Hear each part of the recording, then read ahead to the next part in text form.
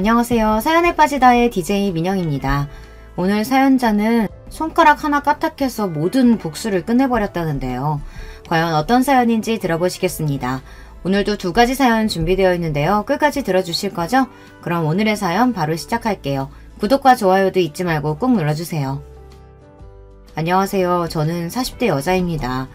제 인생은 언제나 누구에게도 용서받지 못하는 인생이었어요. 그런 저를 이해하고 응원해준 게 바로 제 남편입니다.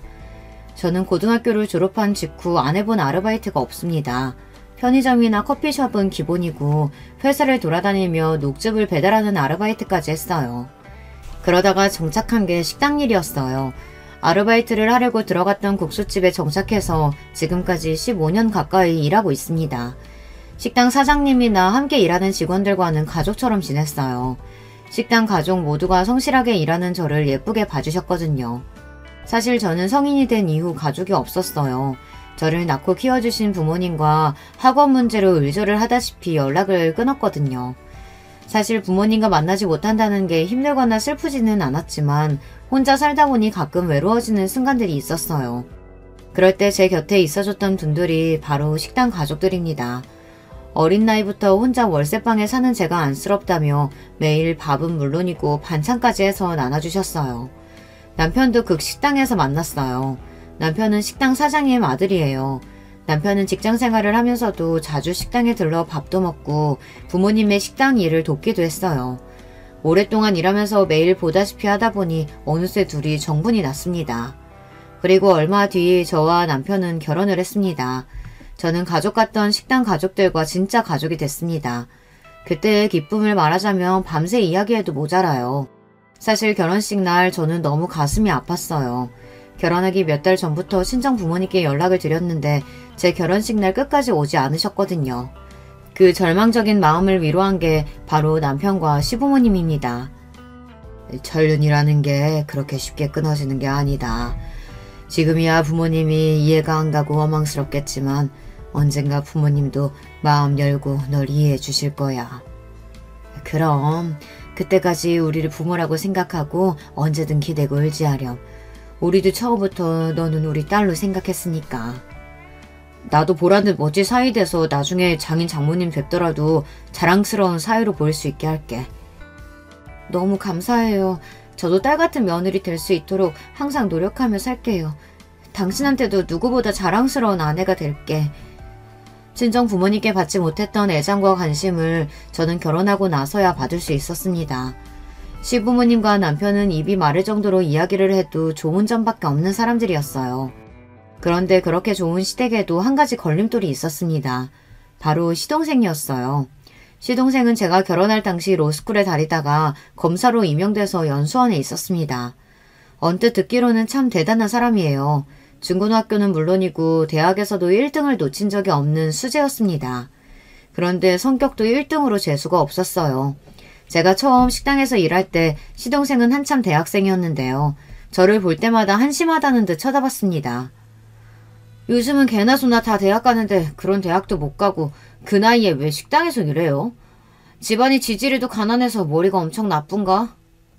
저를 보자마자 한다는 소리가 저랬어요. 너보다 나이도 많은 누나한테 말버릇이 그게 뭐야? 사람마다 다 자기 뜻이고 생각이 있는 거지. 너 빨리 사과 안 해? 에이, 수민씨 미안해요. 내 아들이지만 애가 철딱서니가 없어. 시어머니는 저에게 진심으로 미안해 하셨어요. 평생 공부만 했으니 저렇게 생각할 수도 있죠 뭐. 저도 지금까지 사회생활 안 하고 공부만 했으면 저렇게 생각할 수도 있어요. 이까지 국수가게에서 사회생활은 무슨. 나보다 몇 살이나 많다고 감히 내 앞에서 훈수질이야. 시동생은 남편과는 천지 차이였습니다. 한 배에서 나와 같은 부모 아래 자랐는데도 어쩜 저렇게 다른지 모르겠어요. 개념이 없어도 너무 없었습니다. 남편 말이 시동생은 어릴 때부터 공부는 잘했는데 원래 인성에 문제가 좀 있답니다. 공부 좀 잘한다고 뻐기는 정도가 아니라 강약 약강의 표본이었대요. 강한 사람 앞에서는 깨갱하고 약한 사람 앞에서는 큰 소리만 치는 사람이었죠. 시동생이 싸가지 없이 구는 게 제 앞에서만 하는 게 아니었어요. 본인 부모님에게도 마찬가지였어요. 이놈의 자식이 그만 못해? 이게 머리 좀 좋다고 오냐오냐 하니까 아주 버르장머리가 없어. 아빠도 저렇게 한심하고 불쌍한 애들만 맨날 데려다 쓰니까 평생 국수집밖에 못하는 거야. 남자가 자고로 큰 사람들하고 큰일을 해야지. 나중에 나 검사되고 부잣집에 장가갈 때 우리 국수집 하나 하는 거 그 여자가 싫다고 하면 바로 집 나갈 거니까 그런 줄 아세요. 저 자식이 평생 뜨거운 물 앞에서 국숙 삶아가지고 대학까지 보내줬더니만 말하는 꼬락서니 봐라. 너 같은 놈이 검사되면 이 나라 꼴이 참 잘도 돌아가겠다. 그놈의 국수 타령. 아버지가 할 줄 아는 거라고는 국수 끓이는 거밖에 없어서 국수 가게 하는 거면서 왜 나한테 이제 와서 핑계야. 지겨워. 시동생은 대학 때부터 자기가 검사가 되면 집을 나가겠다고 떠들었습니다. 부모가 코딱지만한 식당을 한다는 게 창피하다고요. 그렇게 노래를 부르더니만 결국은 시동생은 꿈을 이뤘어요. 검사가 돼서 부잣집 여자를 만나 결혼했습니다. 제가 결혼하고 2년 정도 되었을 때였던 것 같아요. 여자를 만나는지도 몰랐는데 하루아침에 결혼한다고 청첩장을 찍어왔더라고요. 심지어 결혼할 여자도 집에 한 번도 데려오지를 않았대요. 그때를 생각하면 지금도 기가 막힙니다. 아무리 집이 싫어도 그렇지 지금까지 키워주고 대학 등록금에 로스쿨 학비까지 다 받아가 놓고는 정작 결혼할 때 일말의 말도 없이 혼자 결정을 했더라고요. 막무가내로 결혼식 날짜를 통보하는 것도 모자라서 시부모님께 하는 행동이 선을 넘었어요. 둘이 아무리 좋아도 그렇지 어떻게 며느리 되래 얼굴 한 번도 못 보고 결혼식장에 간다니. 양가 모여서 조촐하게 상견례라도 해야지. 상견례 저도 하고 싶죠. 처가에서 집에 차에 결혼식장까지 다 해주시는데 저라고 상견례라고 안 하고 싶겠어요? 근데 지금도 봐요. 아버지는 상견례마저 조촐하게 하자고 하시잖아요. 그 정도 가지고 처가에 말도 못 꺼내요. 괜히 얘기했다가 저만 또 한 소리 듣는다고요. 그랬습니다. 시동생은 대릴 사이나 다름없었어요. 동선의 친정아버지가 사업을 크게 하시는데 그 집에서는 동서가 공주랍니다. 집안에 딸만 둘인데 부모님이 둘 다 공주처럼 키우셨대요. 동서 친정아버지는 딸들을 시집 보내기가 너무 아까워서 집안에 대릴 사위를 드리고 싶어 했답니다.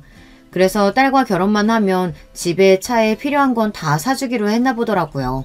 대신에 자신들의 딸들에게 평생 충성하고 살 사위를 찾으신 거죠. 더군다나 동선의 집안에는 돈은 많아도 사자가 없답니다. 그래서 동서 친정아버지는 첫째 사위는 가난한 집에서 컸지만 서울대 의대를 나온 치과 의사를 얻었대요. 그 이후로 둘째 사위는 무조건 검사로 드리겠다고 하셔서 동서와 시동생이 만날 수 있었나 보더라고요.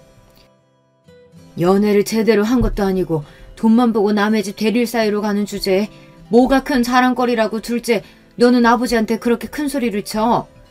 결혼하기 전에 양가 만나서 인사하는 게 당연한 거지. 뭘 그거 가지고 호들갑이야. 그냥 우리 가게 하루 쉬고 가게에서 하면 되니까 어른들한테 말씀드려서 상견례 날짜 잡아. 엄마, 그걸 지금 말이라고 해요? 우리 처가 식구들이 어떤 사람들인데 좁아 터진 국수 가게를 데리고 와. 난 죽어도 못 데려오니까 그런 줄 알아요. 당시에 저도 그 자리에 있었는데 민망해서 말 한마디 제대로 못했어요. 제가 괜히 나서봐야 도움이 될 것 같지 않아서요.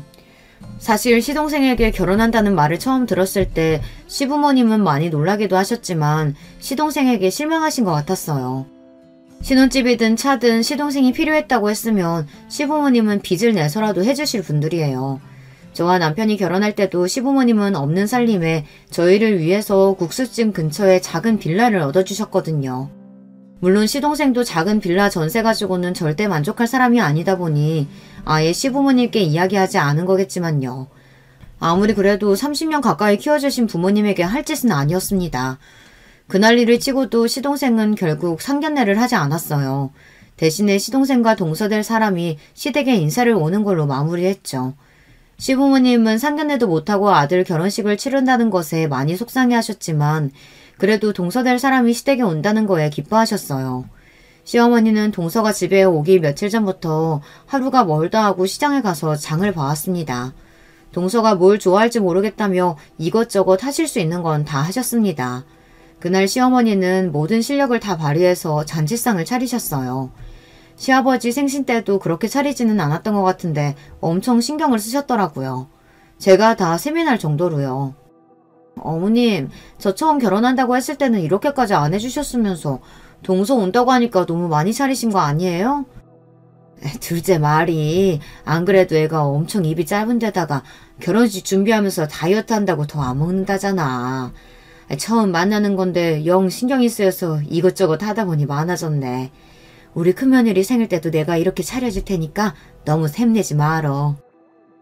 괜한 제 볼멘 소리에도 시어머니는 웃으시면서 제게도 똑같이 해줄 테니 걱정하지 말라고 하셨습니다. 그 모습을 보는데 저는 시어머니가 존경스러웠어요. 사실 아들을 뺏기는 거나 다름없는 결혼이다 보니 며느리도 안 예쁘고 사돈댁도 서운할 수 있는 일인데 어쩜 저렇게 차분하게 잘 넘기시는지 모르겠어요. 저는 진심으로 시어머니가 대단하다고 느껴졌습니다. 그런데 시어머니의 수고는 말짱 도루묵이 되었습니다. 시동생과 동서는 집에 오자마자 주스 한 잔 마시고 다른 음식은 손도 안 댔어요. 이유는 간단했습니다. 동서될 사람이 남의 집에서는 밥을 잘 먹지 못한다네요. 에이, 세아가 입맛이 없어도 조금이라도 먹어봐. 너희 시어머니가 평생 남의 밥만 만들어 장사한 사람이라 음식 솜씨 하나는 기가 막혀. 평소 말도 별로 없고 무뚝뚝하신 시아버지까지 나서서 동서에게 한술 뜨라고 여러 번 말했는데도 동서는 듣지 않았습니다. 제가 워낙 입맛이 까다로워서 아버지께서 인류 호텔 출신 주방장 집에 데리고 와서도 영 잘 먹지 않아요. 더군다나 요즘 다이어트 중이라 탄수화물은 아예 끊은 상태라 밥은 아예 안 먹고요. 순간 식탁에 둘러앉아 있던 가족들 모두가 입을 다물어 버렸습니다. 집안에 인류 호텔 출신 주방장을 불렀다는 것도 신기했지만 다이어트 때문에 시댁에 처음 와 인사를 하면서도 수저조차 들지 않는다는 것도 기가 막혔습니다. 동서, 아무리 그래도 조금이라도 먹어봐. 어머님이 동서해주고 싶어서 이 추운 날씨에 며칠 전부터 장보고 준비해서 차리신 거야. 아직 나이도 어리고 직장생활도 거의 안 해봤다고 하니 세성물정이라고는 모를 수 있습니다. 아무리 그래도 집에서 곱게 자랐다고 하니 기본 예절 정도는 배웠을 거잖아요. 어른들이 이 정도로 말하면 한 입이라도 먹어볼 만한데 동서는 보기보다 고집이 세더라고요. 제 드레스 아버지한테 졸라서 프랭스에서 직접 구해오신 거예요. 미리 구해오느라 이미 가방까지 다 맞춰둔 상태라 살찌면 저 그 드레스 못 입어요. 자꾸 먹으라고 강요하시면 다들 제 결혼식 망치려고 하신다고밖에 생각할 수 없네요. 아이, 요즘 세상에 밥 못 먹어서 굶는 사람이 어디가 있다고. 유난스럽게도 왜 그래요. 그만들 좀 하세요. 우리 수아씨 불편하겠네. 순간 얼굴까지 붉히신 시아버지께서 시동생에게 한마디 하려고 입을 벌린 순간 시어머니께서 시아버지의 손을 지그시 잡았어요. 그러고는 시동생과 동서에게 그만 돌아가라고 하셨습니다. 그래. 우리가 괜한 오지랖 부렸네. 얼굴 봤으니 됐다. 바쁠 텐데 그만 가보고 결혼식 때 보자. 동서와의 첫 만남은 생각보다 강렬했습니다. 잠깐 본 거긴 하지만 저와는 나이도 나이지만 여러 면에서 다른 사람 같았어요. 그런데 역시나 제 감이 맞았습니다. 동서는 저와 너무 다른 사람이었어요. 다른 정도가 아니라 맞는 게 하나도 없었습니다. 동서와 시동생이 결혼한 이후 시댁에는 많은 변화가 있었어요. 시동생은 원래도 시부모님께 잘하는 자식은 아니었지만 아무리 그래도 변해도 너무 변했어요. 완전히 남의 집 자식이 되어버렸습니다. 잘하는 건 바라지도 않아요. 얼굴을 봐야 이야기라도 좀 나눌 텐데 시동생과 동서는 1년에 한두 번 만나기도 힘들었어요. 한 번은 이런 적도 있었습니다. 제가 첫 아이를 임신하고 얼마 후 동서도 아이를 가졌다는 소식이 들려왔습니다. 저는 워낙 어렵게 가진 아이라 임신 사실을 알았을 때부터 집에 누워 꼼짝도 하질 않았습니다. 그 전에 이미 유산을 2번이나 겪었거든요. 시부모님은 제가 임신해서 괜히 식당 일을 돕는다고 왔다 갔다 하다 무리해서 유산을 한 것 같다며 이번엔 임신 사실을 알았을 때부터 집안에서 한 발자국도 못 움직이게 하셨어요. 가게에도 절대 못 나오게 하셨죠. 그러던 중 명절이 다가왔습니다. 시댁은 제사를 2번 지내요. 설날, 추석, 명절에만 지냅니다. 결혼하고 지금까지 한 번도 제사를 그냥 지나가 본 적이 없다 보니 저는 자연스레 시어머니에게 명절 이야기를 꺼냈습니다. 어머님은 가게일로 바쁘시니까 장은 제가 천천히 봐둘게요. 매일 집에서 뒹굴뒹굴 노는 것도 질려서요. 아유, 큰일 날 소리. 넌 아기 나올 때까지 우리 집에서 왕이야, 왕. 괜한 일 할 생각 말고 가만히 있어. 이번엔 웬일로 네 동서가 온다고 하니까 제사 준비는 둘이 하고 있을 테니까 넌 집에서 쉬다가 명절날만 잠깐 왔다가 가.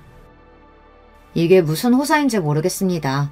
이제 임신 안정기에 들어서서 괜찮은데도 시어머니는 절대 제사 준비에는 올 생각하지 말라고 했어요. 시어머니께서 알아서 하시겠다고요. 그로부터 얼마 뒤였어요.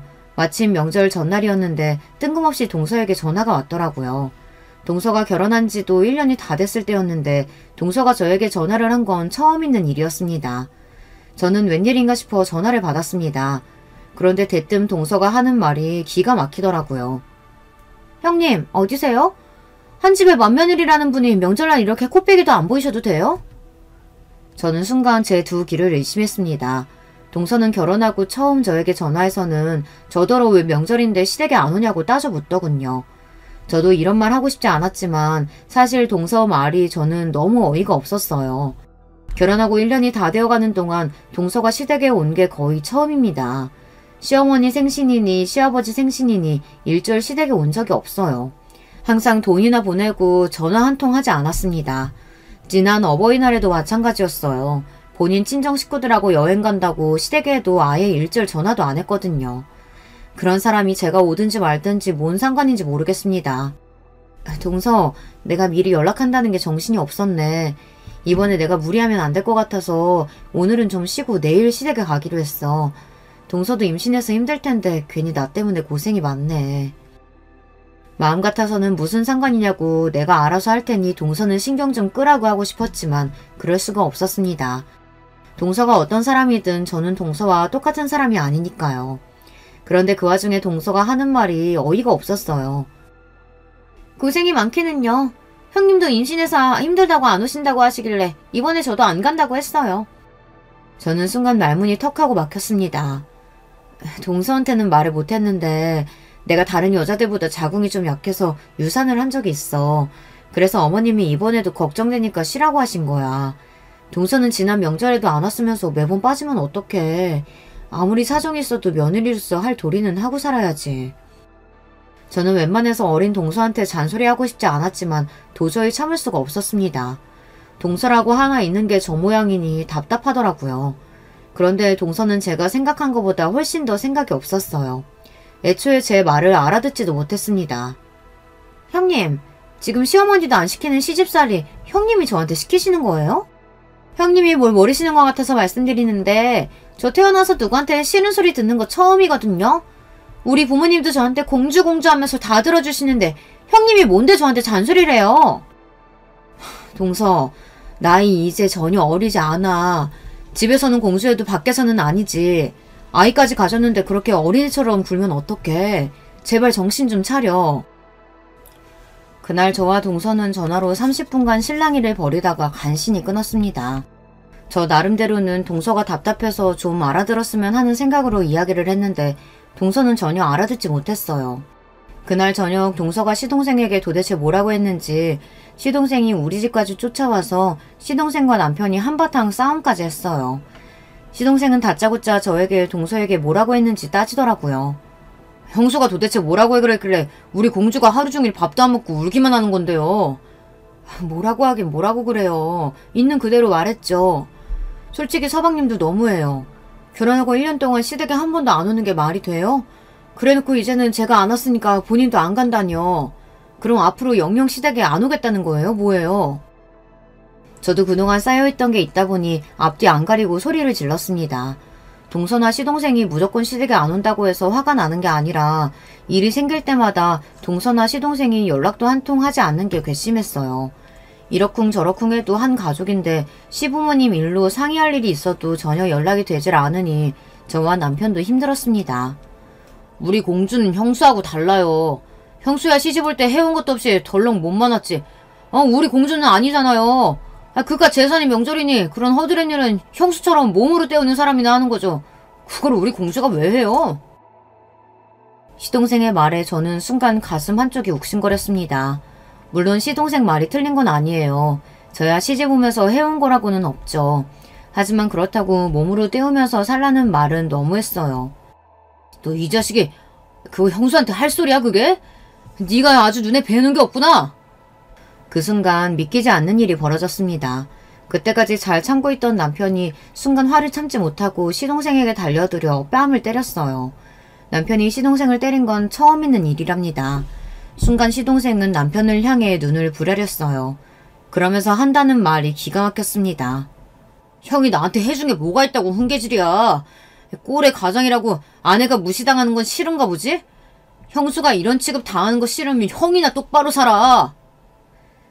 시동생의 말에 화가 덜 풀린 남편이 한 대 더 딸이라고 하길래 제가 남편의 팔을 잡고 말렸습니다. 그만하라고요. 그러자 마찬가지로 더 화가 난 시동생이 눈을 부라렸습니다. 한 대 치니까 더 치고 싶은가 보지? 그래! 어디 한 대 또 때려봐! 내가 고소해서 콩밥 먹여줄 테니까! 사방님도 이제 그만해요. 동서일은 내가 알아서 할 테니까 그만 가봐요. 저는 애써 남편을 말려서 진정시키고 시동생을 집으로 돌려보냈습니다. 그날 이후 시동생과 동서 그리고 저와 남편 사이는 틀어질 대로 틀어졌습니다. 같은 식구라고 서로 볼 일도 거의 없었어요. 둘 다 애들도 비슷한 시기에 임신해 낳아서 나이도 동갑이었는데 전혀 교류가 없었죠. 오히려 서로의 소식도 시부모님을 통해서 들을 뿐이었어요. 그러던 중 제 인생에서 가장 큰 시련이 다가왔습니다. 할 수만 있다면 그날로 돌아가 모든 걸 다 바꿔버리고 싶어요. 아들이 6살쯤 됐을 때예요. 남편이 회사 다니다 그만두고 저와 함께 시부모님이 하시던 식당을 물려받았어요. 남편은 사실 식당에서 일할 생각이 전혀 없었는데 시어머니께서 허리를 다치시는 바람에 식당을 접어야 하는 위기에 처했습니다. 시부모님은 운영하시는 국수집이 규모는 크지 않아도 30년 넘게 한자리에서 장사를 했을 만큼 단골이 많습니다. 그래도 생각보다 매출도 높아요. 그러다 보니 시부모님은 가게를 그만두고 싶어 하지 않았습니다. 그때 여러 가지 고민이 있어서 남편이 시동생에게 먼저 연락을 했는데도 시동생은 시큰둥했어요. 그런 걸 왜 본인에게 묻느냐는 식이었죠.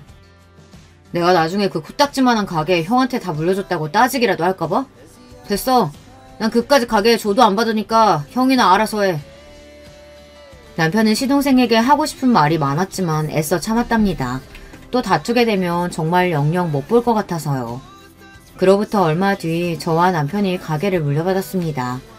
그리고 며칠 뒤 바로 사고가 났어요. 시아버지가 평소 하시던 대로 남편이 항상 새벽이면 시아버지 트럭을 타고 새벽시장에 갔습니다. 그런데 새벽시장에서 돌아오던 길에 도로에서 과속을 해오던 차에 부딪혀서 도로 중앙차선을 넘어가는 사고를 당했습니다. 반대쪽에서 달려오던 차와 한 번 더 부딪혀서 크게 사고가 났어요. 사고 직후 남편은 응급실에 실려갔지만 사망했습니다. 그때 일은 지금 생각해도 눈앞이 까마득해질 정도로 끔찍하기만 해요. 제 인생의 가장 큰 선물이라고 생각했던 남편이 사라지고 나자 저는 앞날이 캄캄하기만 했습니다. 그때 시부모님이 안 계셨다면 저는 아마 제대로 정신도 차리지 못했을 거예요. 시부모님도 아들을 잃은 슬픔에 힘드셨을 텐데도 저를 위로하기 위해 애쓰셨습니다. 제가 아무것도 못하고 가게에도 못 나가고 있었는데 시부모님은 힘든 몸을 이끌고 저를 위해 가게도 봐주시고 아들까지 봐주셨어요. 그 모습을 보고 저도 간신히 정신을 차리고 일어나 아들을 지키기 위해 노력했습니다. 그렇게 딱 1년이 걸렸어요. 남편 생각해도 눈물이 나지 않게 된 게요. 이제 곧 아들이 학교에도 가는데 바보처럼 주저만 앉아있을 수는 없었습니다. 저는 가게에도 나가 열심히 일하고 아들도 열심히 키웠어요. 남편의 빈자리를 느끼지 않기 위해 하루도 쉬지 않고 열심히 살았습니다. 그러던 어느 날이었습니다. 웬일로 동서에게 연락이 왔어요. 저는 바쁜 와중에도 무슨 일이 있나 해서 전화를 받았습니다. 형님은 이제 아예 저랑 인연 끊기로 하셨나봐요? 우리 준영이 사립초등학교 합격한 거 뻔히 알면서도 어떻게 연락 한 번은 안 해요? 저는 웬 마른 하늘에 날벼락인가 했습니다.